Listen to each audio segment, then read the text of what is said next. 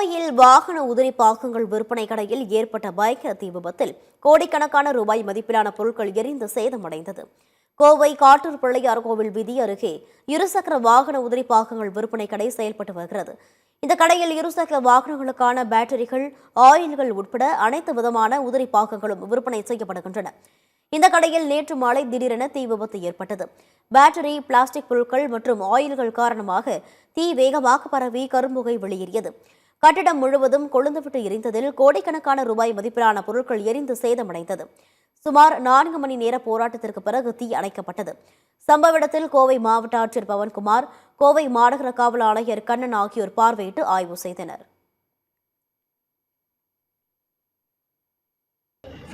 Fire incident வந்து report ஆன உடனே இமீடியட்லி 5:30 அரௌண்ட் ஈவினிங் 5:30 உண்டான சமயத்தில் வந்து இந்த தீ விபத்துக்கு உண்டான இன்சிடென்ட் கவனத்துக்கு வந்த உடனே immediately fire team, fire and rescue services, city police சைட்லிருந்து மற்றும் கார்ப்பரேஷன், வருவாய்த்துறை மற்றும் கூடுதலாக நம்ம நேவி, ஏர்ஃபோர்ஸ் மற்றும் ஏர்போர்ட்லேருந்து கூட வந்து நம்ம கூடுதலாக ஃபயர் டெண்டர்ஸ் மற்றும் ஃபோம் பேஸ்டு வெஹிக்கிள்ஸ் கூட நம்ம வந்து வர வச்சு இமீடியட்லி ஒரு 2.5 ஹவர்ஸ்க்குள்ளே இந்த இன்சிடென்ட் எல்லாமே வந்து கண்ட்ரோலில் கொண்டு வந்திருக்கோம். உடனே இந்த தகவல் தெரிஞ்ச உடனே இங்கே 2 டிசிஸு ப்ளஸ் லோக்கல் டிராஃபிக் ஆஃபீஸர்ஸ் எல்லாம் வந்துட்டோம். எல்லா துறையும் சிறப்பாக செயல்பட்டதுனால ஒரு 2 மணி நேரத்தில் தீ நல்லபடியாக அணைக்க முடிஞ்சுது.